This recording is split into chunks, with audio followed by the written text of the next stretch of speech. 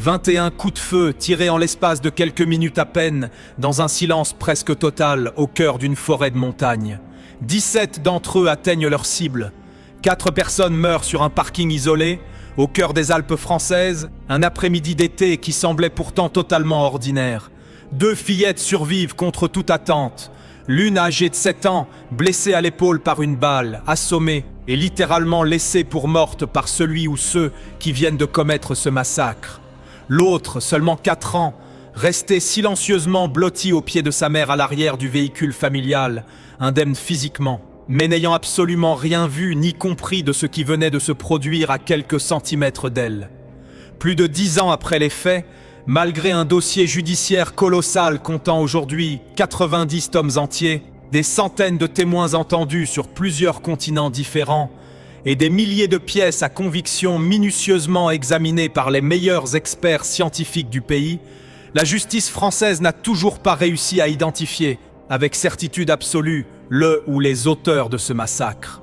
Cette affaire, connue depuis sous le nom de tuerie de Chevaline, reste aujourd'hui l'une des plus grandes énigmes criminelles jamais recensées dans toute l'histoire judiciaire européenne récente. Qui a bien pu vouloir la mort d'une famille britannique venue simplement passer des vacances tranquilles au bord du magnifique lac d'Annecy? Et pourquoi un simple cycliste français, sans aucun lien apparent avec cette famille? A-t-il lui aussi perdu la vie ce jour-là, exactement au même endroit, exactement au même moment? Pour comprendre l'ampleur véritable de ce mystère, il faut remonter précisément au 5 septembre 2012, en fin d'après-midi, sur une petite route forestière isolée des Alpes françaises. Il est environ 15h45 en cet après-midi du 5 septembre 2012. Un cycliste britannique du nom de William Brett Martin emprunte tranquillement une petite route forestière isolée, non loin du lac d'Annecy, en Haute-Savoie, comme il l'a probablement déjà fait à de nombreuses reprises auparavant. Ce qu'il découvre alors, en quelques secondes à peine, va le hanter pour le reste de sa vie entière. Sur le parking d'une petite aire forestière, un véhicule familial est immobilisé, criblé d'impacts de balles sur presque toute sa carrosserie. À l'intérieur et tout autour du véhicule, plusieurs corps sans vie gisent au sol. Et au beau milieu de cette scène de carnage absolu, une fillette de 7 ans gravement blessée, mais encore miraculeusement en vie, cherche confusément de l'aide. Le cycliste donne immédiatement l'alerte auprès des secours. Les gendarmes locaux, puis très rapidement les enquêteurs spécialisés de l'Institut de recherche criminelle de la Gendarmerie nationale se rendent sur place dans les toutes premières minutes suivant l'appel. Ce qu'ils découvrent alors dépasse très largement le cadre habituel d'un simple règlement de compte local ou d'un cambriolage isolé ayant mal tourné. Des dizaines de douilles jonchent littéralement le sol tout autour du véhicule accidenté. La précision extrême et surtout la méthode particulièrement organisée employée par le ou les tireurs suggèrent immédiatement, aux yeux des enquêteurs les plus expérimentés présents sur les lieux, l'intervention probable d'un homme aguerri, peut-être même celle d'un véritable tireur professionnel, parfaitement entraîné. Les victimes sont rapidement identifiées par les services de gendarmerie. Une famille entière actuellement en vacances dans la région touristique du lac d'Annecy, ainsi qu'un habitant local, simple cycliste comme celui-là même qui vient tout juste de découvrir cette scène épouvantable. Rien, absolument rien dans les jours précédents, ne semblait pourtant prédestiner cette paisible journée d'été à basculer aussi brutalement dans une telle horreur collective. Les victimes de cette tuerie s'appelaient Saad Alili, 50 ans, un ingénieur britannique d'origine irakienne, installé depuis de nombreuses années au Royaume-Uni avec toute sa famille. Son épouse, Iqbal Alili, 47 ans, et la mère de cette dernière, Souhaïla Al-Alaf, 74 ans, détentrice pour sa part d'un passeport suédois, également du voyage ce jour-là. La famille, confortablement installée dans une banlieue chic du sud de Londres, était simplement venue passer quelques jours de vacances estivales au bord du magnifique lac d'Annecy, exactement comme des milliers d'autres touristes britanniques le font chaque été dans cette même région des Alpes françaises. La 4e victime de cette tuerie, elle, n'a absolument aucun lien apparent connu avec cette famille britannique. Il s'agit de Sylvain Mollier, 45 ans, un cycliste local très expérimenté, venu ce jour-là simplement profiter d'une sortie sportive sur des petites routes forestières qu'il connaissait pourtant par cœur depuis des années. Sa présence sur les lieux, exactement au même moment que cette famille britannique en vacances, va rapidement devenir l'une des plus grandes énigmes irrésolues de toute cette affaire criminelle. S'agissait-il d'un simple hasard tragique survenu au pire moment possible pour lui? Ou bien Sylvain Mollier était-il, d'une manière ou d'une autre encore inconnue à ce jour, la véritable cible principale de cette attaque préméditée, la famille britannique n'ayant alors été que de simples victimes collatérales, présentes au mauvais endroit, au mauvais moment précis?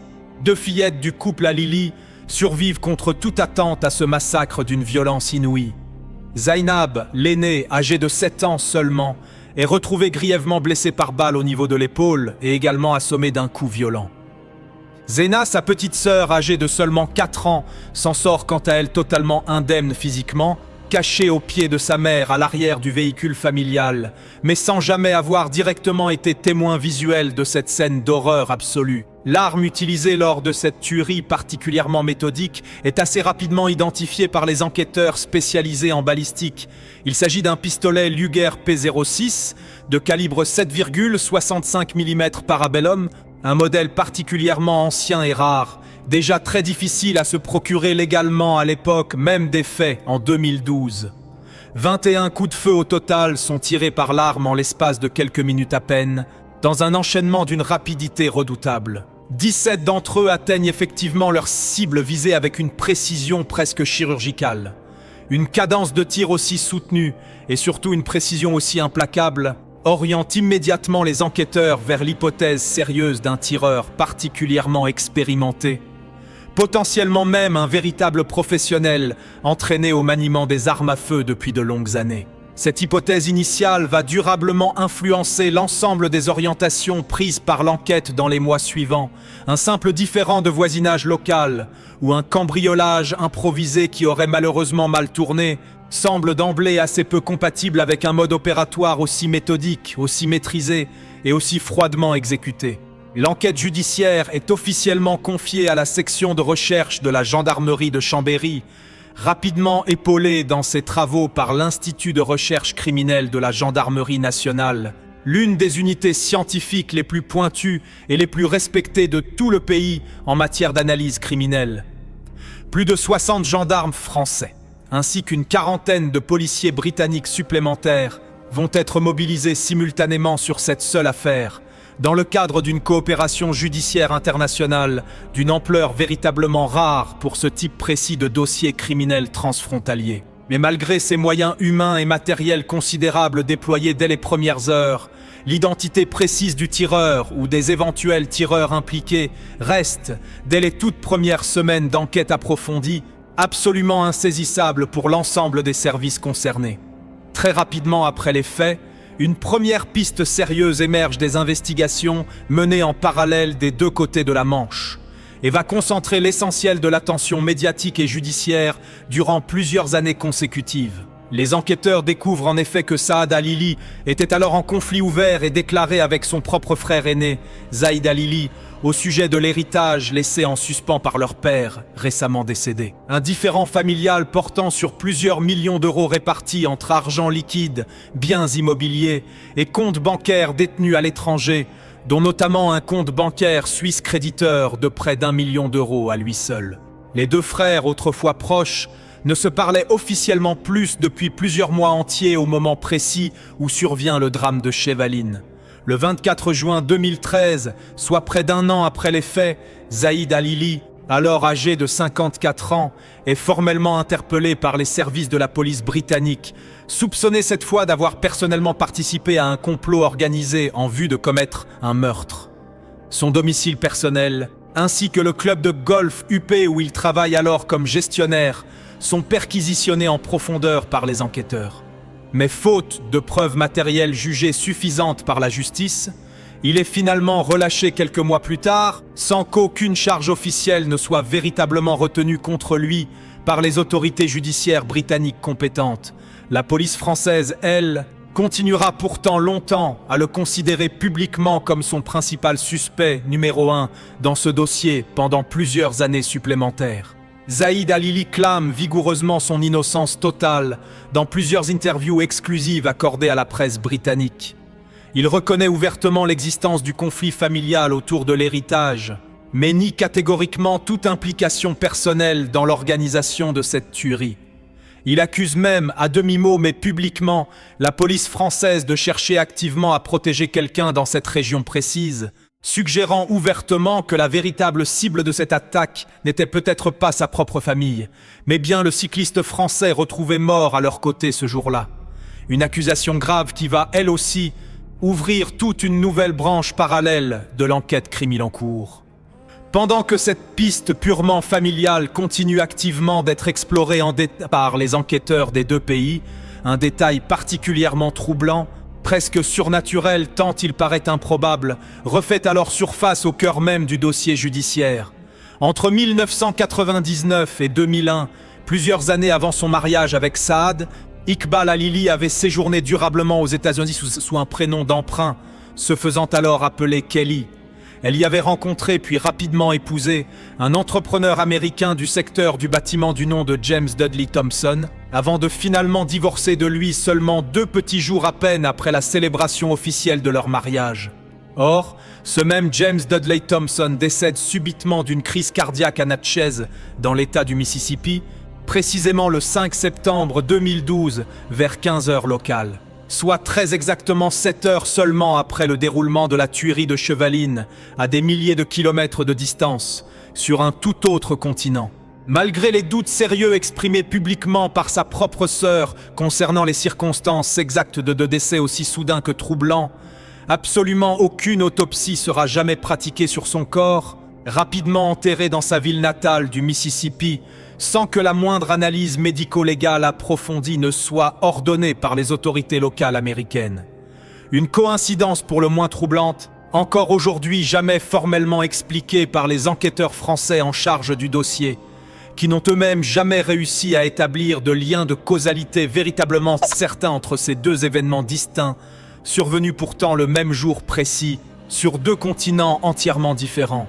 Ce détail à lui seul, aussi étrange et improbable puisse-t-il paraître au premier abord, illustre parfaitement l'extraordinaire complexité de ce dossier hors norme, où chaque nouvelle piste explorée semble systématiquement en ouvrir une autre encore plus troublante, sans jamais permettre aux enquêteurs de véritablement refermer le cercle des suspects potentiels envisagés.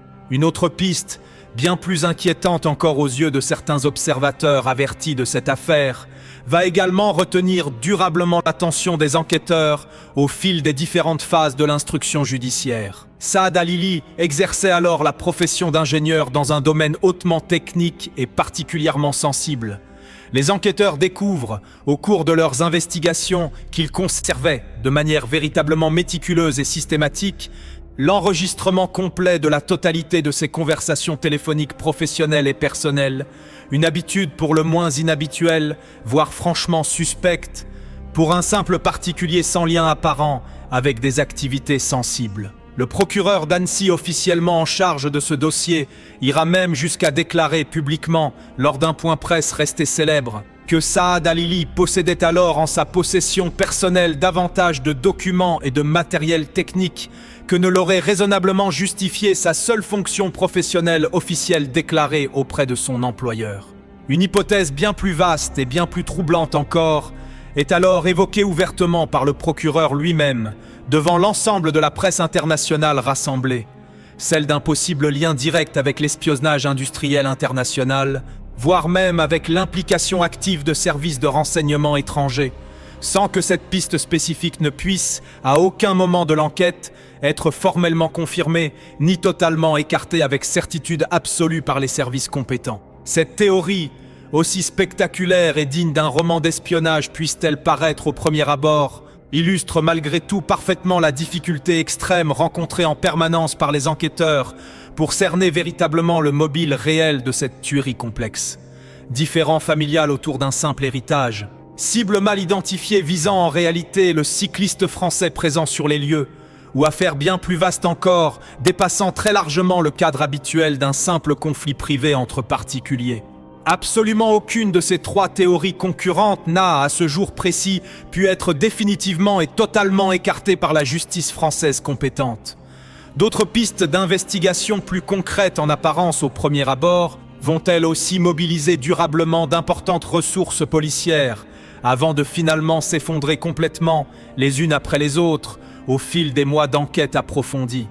En novembre 2012, à peine 2 mois après les faits, les enquêteurs français annoncent publiquement rechercher activement un motocycliste mystérieux, aperçu par plusieurs témoins à proximité immédiate de la scène de crime au moment précis des faits, porteur d'un casque de moto particulièrement rare et reconnaissable, dont seuls quelques milliers d'exemplaires identiques avaient été fabriqués et commercialisés dans le monde entier à cette époque. Après plusieurs mois entiers d'investigations particulièrement intensives concentrées sur cette seule piste prometteuse, l'homme recherché est finalement retrouvé par les services compétents, puis très rapidement mis hors de cause par le procureur lui-même en charge du dossier. Il s'agissait en réalité simplement du dirigeant d'une entreprise locale parfaitement légitime, totalement étranger à cette affaire criminelle. Une déception supplémentaire parmi tant d'autres déjà accumulées, dans un dossier qui semble malheureusement multiplier les impasses successives au fil des années d'enquête, et cela malgré des moyens humains et scientifiques absolument considérables engagés sans relâche par les autorités judiciaires françaises et britanniques réunies.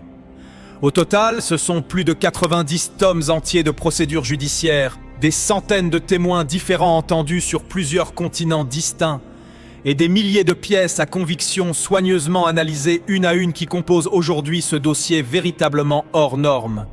Un dossier qui, selon les mots mêmes employés par certains enquêteurs chevronnés ayant personnellement travaillé dessus pendant de longues années, contient au bout du compte bien davantage de questions en suspens que de réponses concrètes et définitives.